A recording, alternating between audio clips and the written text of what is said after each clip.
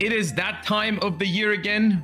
We are doing a Master Duel tier list. The World's Qualifier is upon us, and I actually do think that the current Master Duel format is quite interesting. It's honestly one of the most promising Master Duel formats we've had, maybe ever, probably ever. I want to talk about it a little bit, give you some perspective on the current Master Duel format, what I think of certain decks. As always, you know, the format is still relatively young. I've tried basically all the decks on this list at some point, but some to, of course, more extent than others.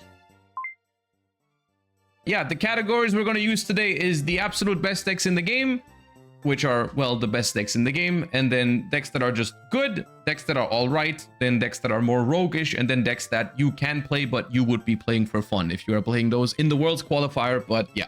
And then, as always, there is a little bit more nuance than just these 5 categories, but we'll just talk about that when we get there for these individual decks. And we'll also touch on some individual versions and stuff like that once we get to the individual archetypes. Okay, these are not sorted in any way, so let's just start with some of the more obvious ones in the current format. I do think Cool Tune has established itself as one of the best decks in the format, and I do say one of the best decks in the format, and I do mean that. I don't think the Master Duel right now is in a situation where Cool Tune is like by far the most dominant deck or anything like that, but it is one of the best decks for this upcoming Duelist Cup, and it does have some advantages, which we're going to talk about in a second when we get to some of these other decks. But of course, Cool Tune is quote-unquote like the hand trap deck in the format. There's a lot of decks around actually right now that are not very hand trap heavy, but if you do want to go for hand traps, then Cool Tune is by far your best bet.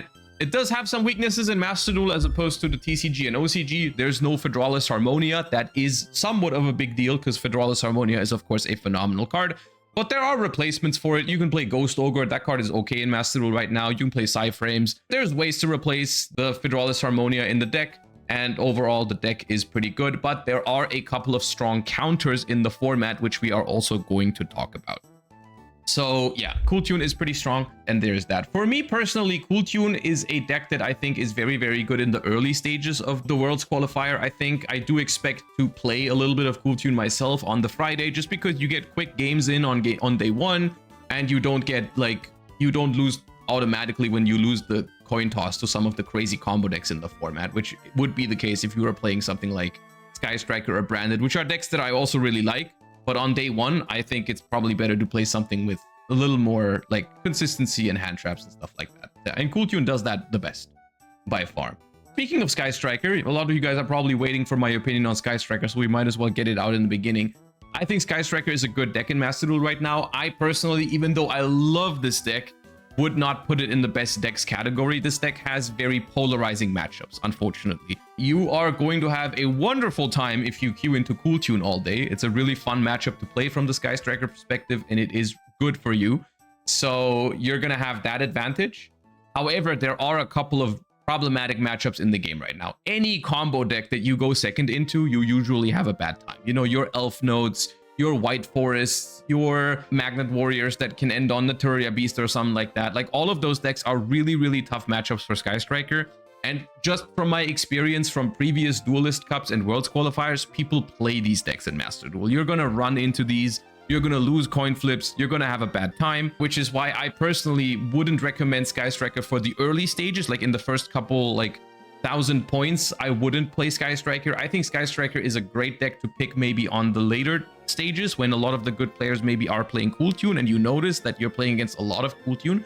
Then I think Sky Striker is a great deck to whip out. It does struggle a little bit with Branded as well, which is a deck we're going to talk about in a second, and that's also rough. So I do think that Sky Striker is a good deck in Master Duel right now, but it does have very polarizing matchups, so you can only really pick it when you face a certain metagame of like the Cool Tunes of the format. Pretty much. Sky Striker is completely fine.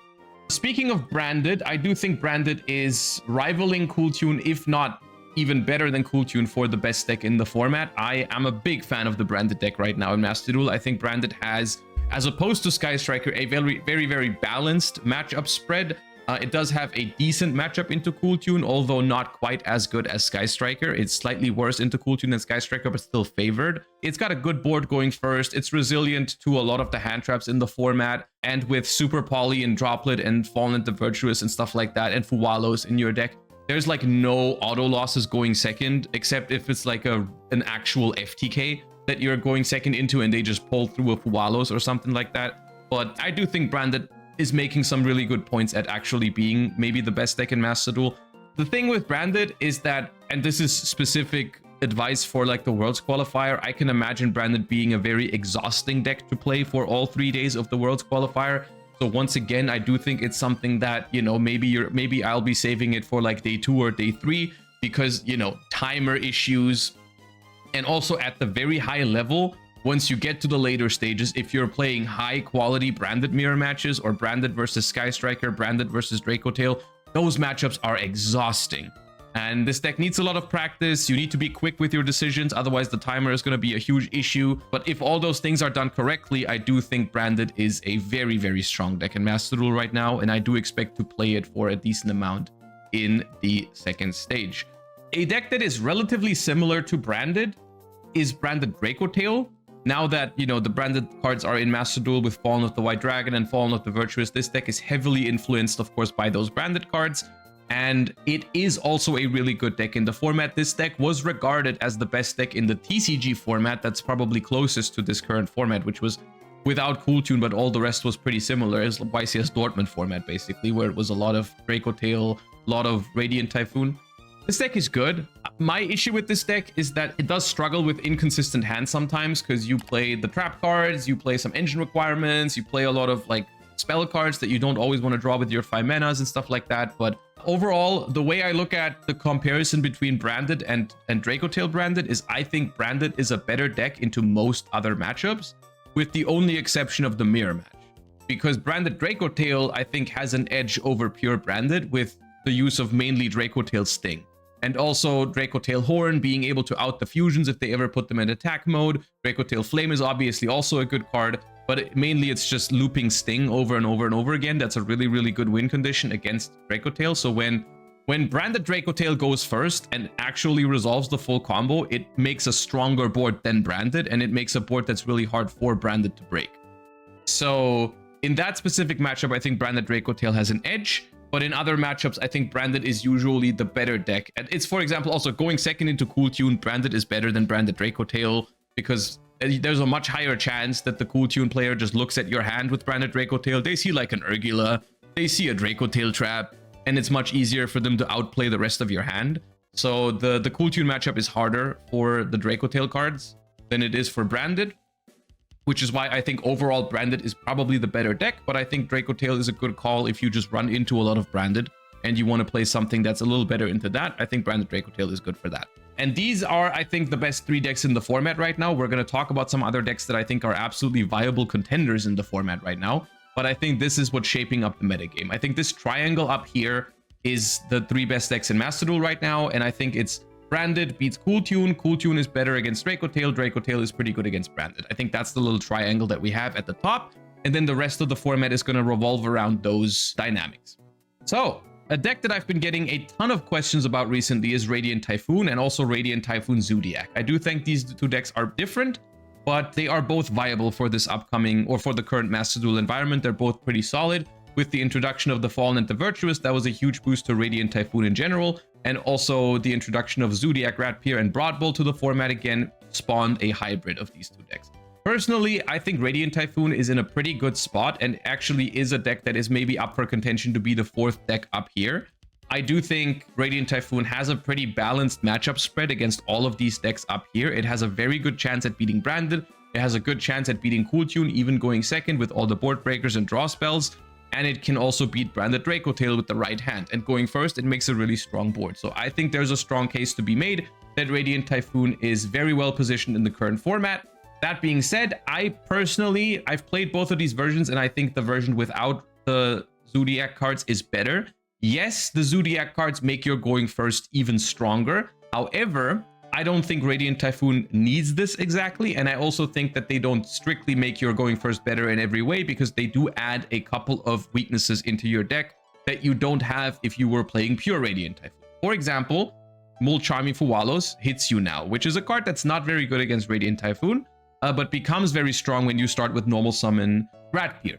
Also, the additional normal summons going second are usually not great unless you have a Mystical Space Typhoon access. Then you can turn your Swen and your Eldams into special summons, but it's not always the case. Sometimes you just draw multiple normal summons going second, and that's kind of weird. But there also are some advantages to the Zodiac cards that I don't want to go unnoticed. For example, you are better into Droll and Lockbird. Now, my issue is Droll and Lockbird. If I'm looking at the top decks in the format right now, Droll and Lockbird should not see that much play, in my opinion. I think at the higher ranks, I don't think Droll and Lockbird is going to be that popular. It's not good against Branded. It's not good against Branded Draco Tail. It's sometimes good against Cool Tune. And so I don't personally think Droll and Lockbird should be that popular in this upcoming Duelist Cup. It could always be wrong because it is Droll and Lockbird, and maybe people want to be safe against stuff like Radiant and Sky Striker if those end up being more popular than expected. But ultimately, I think being weak to Charmies is a bigger deal than being weak to Droll and Lockbird.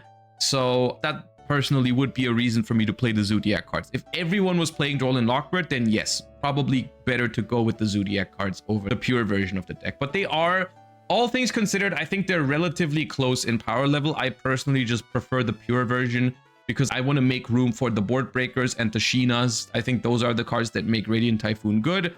I don't want to play a more combo heavy version of the deck, quote unquote, basically. But I think this version is valid. Archmage. Archmage is a rogue option. I don't really see a reason to play this deck in Master Duel as of now before we get the Power Patrons. It's a scary deck potentially going first. A lot of the decks that are very auto-win going first and very bad going second, for me, are going to end up in the rogue option category because they are scary. You can absolutely lose to them, but I just personally don't think they're very good when your deck is just very good going first and very bad going second. And I do think Archmage does fall into that category. And even when you're going first, you know, there are certain cards like the Charmies, like Droll and Lockbird. I mean, Archmage specifically isn't that weak to Molcharmy for Wallows, but there is a world where if Radiant Typhoon is popular and Cool Tune is popular, some people might play Perulia, even though I don't think it's that good against Cool Tune. But if there's a lot of Radiant Typhoon, then maybe people will play Perulia, and that card does hit Archmage relatively well. So I just don't think this deck is good enough going second to warrant foregoing any of the other options in the format. But it's not a terrible deck. Blue Eyes is just a little outdated. I just wanted to include it because people frequently ask me about it. I think it's a fine deck right now if you're just trying to have a good time, get your rewards in the second stage, but I don't think it's anywhere near the top decks of the format. So I'm putting it down here. Same thing is for Pure Fiendsmith. Unfortunately, is a deck that I really, really adore. Right now, it's just not the time and the place for it. You just can't really out hand trap or out grind some of these decks in the format with the Fiendsmith engine. It's basically a much weaker version of Cool Tune if we're talking about like a deck with a lot of hand traps. As much as I love the Fiendsmith deck, I think at the moment, unfortunately, it's only really viable as an engine in some decks and not as a pure deck. Gem Knight could be a rogue option for this format. I think it's just, unfortunately, if you're playing the combo version of Gem Knights, I think that's relatively similar to what I said about Archmage. It's probably going to be good going first, bad going second. At the same time, if you're playing blind second Gem Knights, I don't think you're consistently breaking boards. I think it's especially hard for the deck to go second right now, where the Fallen and the Virtuous is a thing in most decks, because some of your starters are continuous spell cards, and that makes it even less likely you're going to be able to play through their board. You know, if they have like any sort of way to negate your Dispersion and the Fallen and the Virtuous for your Brilliant Fusion or whatever, I think it's really tough with Gem Knights right now. So it's really not that great. Maybe even down here. Honestly, I really don't have that much faith in Gem Knights. Lunalight is a rogue deck right now, simply because it does struggle into some of the top decks at the moment. I do think it doesn't have the greatest time against Draco Tail and Branded, because both of these decks, if played properly, can out Liger Dancer. So if you do get to make a Liger, it doesn't automatically mean that you win the game. Even Cool Tune hypothetically can out one Liger, and it's not that hard. If you get double Liger against Cool Tune, or even against Branded Draco Tail, you're still winning probably with double Liger, but that's usually not the greatest indicator for Lunalight. Like, because basically winning the game with double Liger is the equivalent of winning the game if you go full combo with a combo deck. With Lunalight, it's like the formats where Lunalight is really good is when one Liger Dancer is likely to win you the game. And I think that is not the case right now. I think that's especially relevant for Lunalight's going second, right? Like Lunalight's going first, it's still a really scary deck, but when it goes second, usually the game plan is throw everything you have at them and try to get one Liger out at some point, right? I think that's not really the case at the moment, because if you play into a branded board and you barely get to make one Liger, they just out that with Titanic Lad next turn. It's not that hard. Like if you're just going one Liger pass, it's just not enough. Cool Tune can out it. Cool Tune also very, very hard matchup going second when they know your hand and they know exactly what to play around, whether it's heavy poly or other things. They will know exactly what to negate and what to not negate, and that's something that Lunalight really needs to be successful. So I don't think Lunalight is a great deck right now.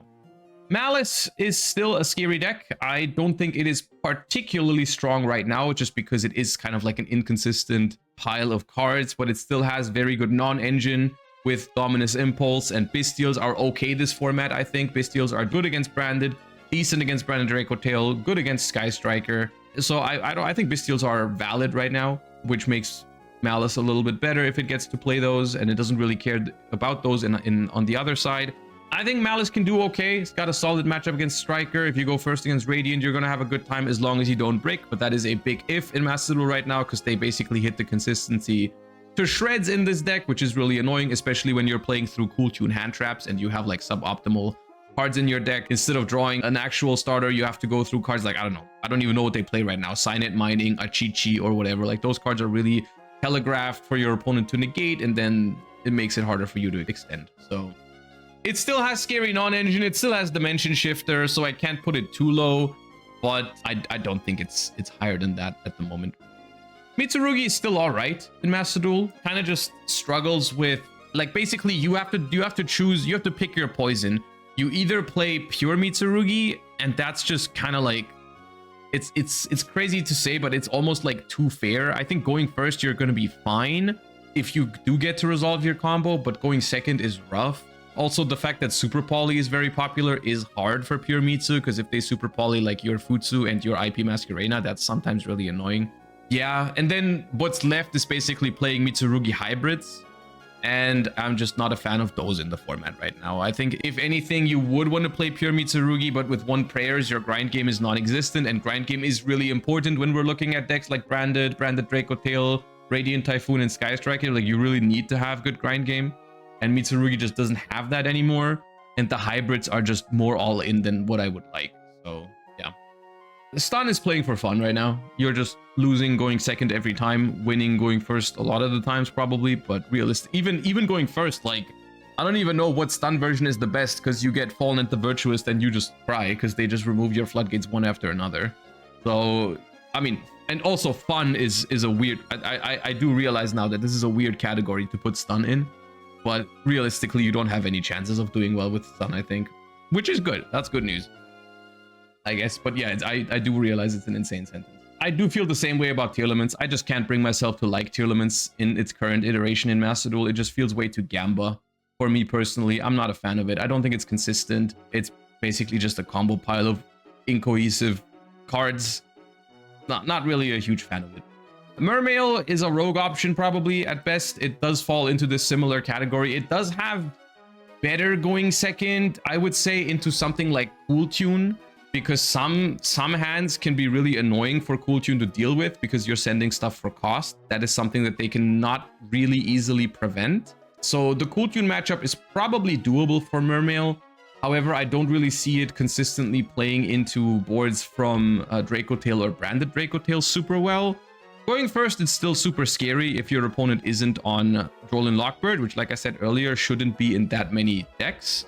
The Charmies are still a problem though, so like it's a little weird. Also, Cool Tune plays so many hand traps to the point where even if you have like Neptibus and they have to spend 2 hand traps on it, like let's say they Veiler it and they Ash your Dragoons in the grave or something, that can still work, and they play so many hand traps that they might just pull that off. So yeah. Elf Notes. You guys know how I feel about Elf Note. I hate this deck. I think it's all right. I think it's got slightly better going second than other combo slop decks in the format at the moment, because it does have a small chance of opening some turn 0 plays, and it does have room for some hand traps. I'm not a big fan of it though. And also for the versions, I've seen people talk about like Elf Notes Cool Tune or pure Elf Notes or Elf Notes Fiendsmith. To me personally, they're all relatively similar. You can even play Elf Notes with the Albaz cards. I'm sure one of those versions is all right. I haven't played them enough to tell you which one's the best. I still think it does struggle going second on average, but it does have a decent amount of non-engine space to make up for that. And the Elf Node cards are relatively good at pushing because they don't require your normal summon. So I think it's all right. It feels a little bit like Malice in that sense, just more consistent. I guess it doesn't really have the bricking problem. It doesn't really feel that much like Malice, but it's I think Elf Nodes is all right. I think if there's any combo deck that I wouldn't be shocked if it did well, it'd be probably an Elf Node variation is probably what I think.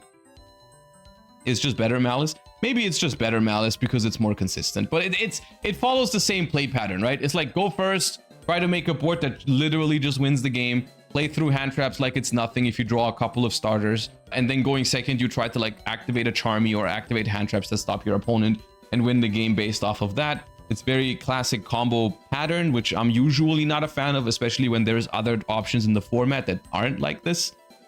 But if you are looking for a combo deck, Elf Nodes is probably your best bet. Labyrinth is playing for fun. You can never beat Branded, you can never beat Draco Tail, and you can never beat Cool Tune. You can beat Cool Tune going first, but the other two is basically Floodgate or Bust, which I guess you could be playing Dimensional Barrier Turbo if you're playing Labyrinth, but then you're still losing every time you go second, so it's playing for fun. Man is playing for fun too. Man, like, here's the awesome thing that's happened to me in the last couple of weeks or days. I've played against Man a decent amount, and as in usual Josh fashion, I've always lost the coin toss. And I started to get mad when they did their Man combo, and then I looked at my hand and I was like, oh wait, I'm playing Sky Striker. Oh wait, I'm playing Radiant Typhoon. Or oh wait, I'm playing Branded, and I'm just winning. It doesn't matter. I go Elbaz, send something for cost. There's nothing you can negate there. There's nothing you can negate. You can't stop me from my grind game. It's not working. I'm gonna get my Fallen at the Virtuous in the end phase, pop your stuff, and I'm just winning the game off of that. So yeah, thankfully, the Odeon players are now playing for fun. And the best news out of all of this is they're not even gonna have fun. That's awesome, isn't it? All right, so Man is gone, I think. I think it's bad. I haven't lost to it. I played against it a bunch of times. I went second almost every time. I never lost to it. It's awesome.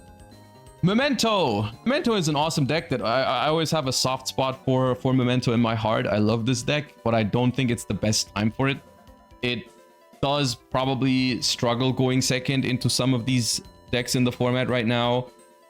Probably around here. It does have a little bit more game going second into Cool Tune than you would think, because Memento is really good with quick play spells. You can build a really nasty version with like Droplet, Radiant Typhoon Vision, and stuff like that.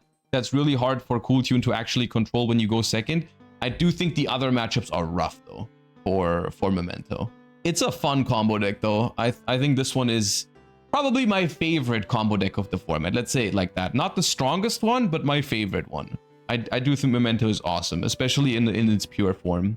But then again, the pure form is, for some of these decks, especially Branded and Branded Draco Tail and Radiant Typhoon and Sky Striker, like pure Memento is actually breakable, which is for a combo deck a problem. In the grand scheme of game design, that's a healthy thing, but for the perspective of the combo player, of course, it's not what you want. Tenpai.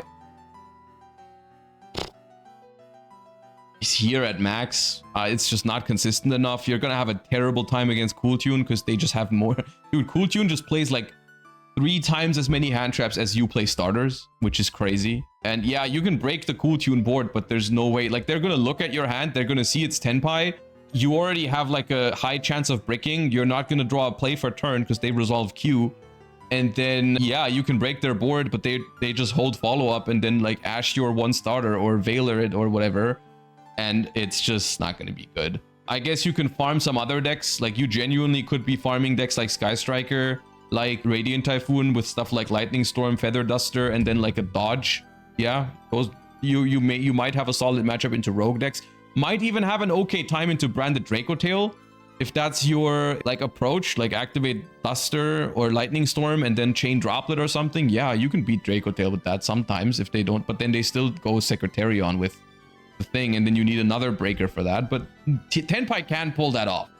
Tenpai can pull that off because then they need like another breaker for the like thrust after you go Secretarion, and then it's GG. Overall, it's not a good deck. It's just a rogue deck, if anything. Okay, Eniac Craft. This is going to be an interesting discussion because we've already talked about this on stream earlier, and a lot of people seem to really like Craft at the moment, and I am a big fan of this deck as well. However, this deck is... I think this deck is awesome. Here's the issue. I think if you think this deck is actually really, really good right now, I think you're kind of... It's a little bit copium because this deck puts a lot of the agency into your opponent's hands. And I'm telling you this from the perspective of both someone who's played Craft and played against Craft. 99% of Craft's power comes from the fact that your opponent doesn't know what they need to do in order to beat it. There are a lot of tricks that every single meta deck has to beat it. Like making a track maker with a mix plus a clip in hand or something like that. And then just going Chainlink 1 mix, Chainlink 2 track maker, no Chainlink 3 to respect the spider. And you get to remove a monster for free. And then later when you synchro with the track maker, once again, just track maker, bounce one of their monsters. You just need to be aware of all of the Craft effects. And you're going to have a really good time against it. Just don't target their shit as the highest Chainlink. And don't go higher than Chainlink 3. And they can barely do anything about that. Granted, if you summon Chaos Star Source Dragon with a Quem on the board, and you go Chainlink 1 Chaos Star Source to pop 2 of their cards, Chainlink 2 Quem to revive, they can't do anything about that. If you're summoning a Mirror Jade, they cannot out that Mirror Jade without losing their entire board. There's nothing they can do about Mirror Jade Graveyard effect most of the time. If you summon an unaffected Dogma, it's really hard for them to out. So many things, as long as you don't just straight up play into the Pixia or play into the Spider, you're gonna be fine. Radiant Typhoon, unlosable against Craft if you know what you're doing. Yes, Pixia is really annoying for Radiant Typhoon because they can't target anything. So what is Radiant Typhoon supposed to do? Simply don't trigger the Pixia and summon Phonix. And then when you trigger the Phonix, make sure it's chain blocked. You go summon Phonix, you activate a Radiant Typhoon quick play spell, you Mystical Space Typhoon your own card so they can't activate Pixia.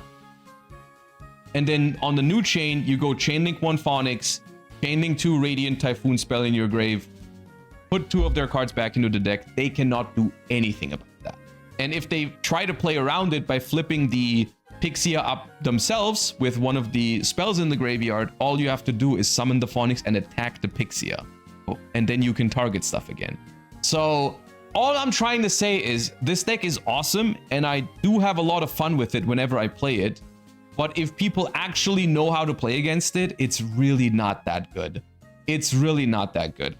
And at that point, basically, it becomes very reliant on floodgates. If you want to beat a good branded player, a good Cool Tune player, a good Draco Tail player with this deck, you need floodgates, is the unfortunate truth with Craft. If your opponent is bad, you can beat any of the top decks, no problem. Literally no problem. But if your opponent is good, you do need cards like Rivalry of the Warlords, Dimensional Fissure, at which point it becomes cringe floodgate deck that needs to go first. Which is unfortunately, like I said earlier, it's not inherently bad, it's just putting all of the agency into your opponent's hands, which I personally don't think is a great feeling. You're gonna have a lot of fun, and you're gonna have a lot of opponents to make fun of when they mess things up, but ultimately, on a competitive level, I think it makes it a rogue deck. I think it makes it a rogue deck because it does rely on that rogue advantage of your opponent not knowing what to do. So yeah, I think that's that. No extra deck to play around the clip chain block. The clip isn't even needed for chain blocking. You can just go Chainlink 1 mix, Chainlink 2 track maker. You don't need the clip. So yeah, I think the deck's all right. I think it's a rogue deck that's playable, but if your opponent knows what they're doing, it's just cursed, I think. However, at the same time, being able to play Dimensional Fissure and Shifter and Rivalry is an advantage. Even though it's cringe, it is an advantage. By no means. The deck is sometimes really, really hard to beat when it goes first because you draw a lot of cards with Rebirth and you have a high chance of seeing your Dimensional Fissure or your Rivalry because you deck thin a lot and then you draw like 4 cards. There's a high chance you'll see it. So in that sense, it's pretty strong going first with those floodgates. But going second, that doesn't really apply. So it exists. It's not bad. I just don't think it's as good as people make it out to be. when in reality, a lot of the games they're winning is because the opponent is misplaying. And I don't really think that counts. Exo Sister. Exo Sister is a rogue deck. I think it's with the new support, it's got a little bit more legs to it than it used to. I just think it's a little bit like the thing is, I don't think it's too fair going first anymore. It does actually make a board that is quite substantial going first in some matchups. It's just going second that's really hard with the deck. And it does struggle into stuff like the Mole Charmies, because I think the half boards that you make under Charmies are relatively mid for Exo Sisters. Exo Sister Betrayal is a really, really good card against Draco Tail and Karmael as well. So like the end board is pretty good against Draco Tail. It's okay against Branded, but you do have a hard time against Cool Tune, I think, because it's actually not that resilient to hand traps. So I think it's all right. I think it's nothing crazy. I guess with how often I'm saying it's all right, I should say something else because I have a category that's called that. It's not up here, I don't think, but it is a viable rogue deck. Let's say it like that. Orchist. Orchist is all right. Orchist is probably now a slightly better version of Mitsurugi with mostly the same advantages, but you don't have the problem like the one prayers really hurts pure Mitsurugi's grind game. Orchist has great grind game as long as it gets into the game. It does have problems going second sometimes, but it does have room for some pretty nasty non-engine with the Dominus Impulse and other hand traps. So it's okay at that. Going first, it's decent, I would say. Not great into Mole Charmies. So yeah, it's all right. It's an all right mid-range deck. I just think there's better mid-range decks out there. Like realistically, I don't see a reason to play Orchist over Cool Tune, over Radiant Typhoon, over Draco Tail. Like I don't really think it's that. It does make it makes a pretty strong end board going first, especially if you play like Fiendsmith on top. Like Fiendsmith Orchist boards are quite disgusting actually. So that is that. RB is playing for fun. As much as I hate that, you know what? No, actually, no, it's rogue. It's rogue. I've played this. It wasn't that bad. It was not that bad. It was okay. It could break some boards going second, especially against Cool Tune. It's probably okay. Against the other decks, it's probably not that great. But I think it's better than playing for fun. I don't think it's better than these decks to the left of it, but I think I would prefer it over the two decks to the right of it. It's okay. Yummy. I haven't really seen much Yummy around at all at the moment. I do think Yummy is kind of struggling in Master Duel right now. It's probably all right though. Like I don't really see what would make it like it's just a strictly verse version of Cool Tune, I suppose, right? Like if you're the type of player who wants to play a deck like this, like why would you play Yummy if Cool Tune exists? And also, Cool Tune is a bad matchup for you, especially if you're going second. If you're going second, it's probably unwinnable. If you're going first, it's doable, but they have a lot of hand traps, so it's never guaranteed. It's probably around here, probably here. Well, Pure Zodiac, and I do mean Pure Zodiac, not Zodiac Radiant Typhoon. I've seen, and this is a deck I haven't played myself yet. I want to try it, but I just didn't want to try it before the WCQ because I want to focus on other decks. I think this deck has some potential, but ultimately it probably ends up here because all of the combos I've seen from Pure Zodiac are somewhat impressive, but they require a decent amount of bricks in the deck depending on which route you go down. And also, like realistically, it's just not better than what other decks are doing with one card. This one is the definition of playing for fun though, because I actually did think it was very fun. When I saw it, when my opponent was playing it, I had a great time, and their combos were actually quite cool. They were like looping Daigusto Emerald with Eclipse Twins and drawing a bunch of cards turn one, and then ending on like Trident, Utopic Draco Future, and like IP Masquerena and something else. It was cool. I liked it. I thought it looked awesome, but it's obviously weak into Charmies. And I don't know how good your going second is. You have a lot of normal summons and Barrage as your extender, I guess, but that's not really that much. So it's probably a fun option, but nothing else. But I still want to try it. I want to give it a shot after the WCQ is over and see if I can make something work with it. I think it's awesome. Okay, Hecka Hands is not even a functional deck, unfortunately. I think this deck was awesome. My video where I tried this deck in the Dice Rally event is that's one of my most fun Dice Rallies I've ever had. This deck is crazy fun. Unfortunately, they just didn't make it functional. Like, yeah, Heka got no hands, unfortunately. It's just really...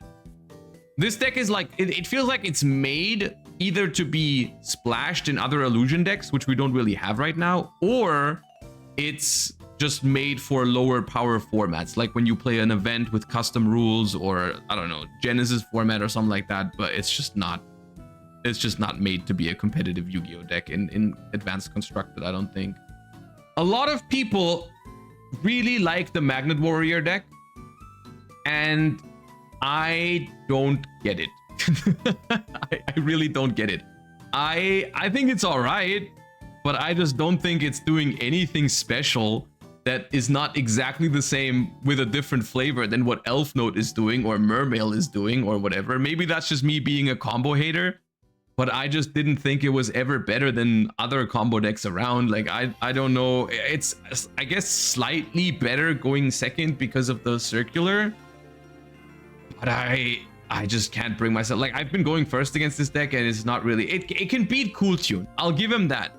I'll give him that. The Magnet Warrior deck can have a decent time against Cool Tune, but not into the other decks in the format. Like, you're not consistently beating Draco Tail going second. You're not consistently beating Branded going second. There's no shot. You're delusional if you think that. Your deck going first is auto win. Congratulations. So you're in the same camp as Elf Notes. Back Soul K9 is okay right now. I think it's just not consistent enough to be happy to play against Cool Tune. It is not good enough into Charmies to be happy going second. Like, literally, this deck, even though its endboard is insane, is breakable for decks like Branded and Sky Striker, and going second with it is really, really hard with these decks, against these decks right now. So I'm not the biggest fan of Vanquish Soul K9 right now. So I'm putting it here. It's still a functional deck, but I'm not a huge fan of it. White Forest is Elf Notes, but worse, right? Probably like here. And sometimes they even put them together, which is cringe maxing, I suppose, is what the youth calls that. But I think White Forest itself is probably just a worse version of other combo decks. I'm aware that that's not every deck in the format right now. Feel free to let me know in the comments what you think if you're watching this on YouTube, and let me know if there's any deck I missed. I'll try to answer your comments, even though I'll probably be busy playing the Worlds Qualifier this weekend, which you can tune in live on Twitch, where I'll be streaming my entire Worlds Qualification process this weekend. Gonna be a long one, so I hope to see you all there. Until then, thank you all for watching. I hope you enjoyed the video, and I'll see you all next time, YouTube. Bye bye, everybody. Peace.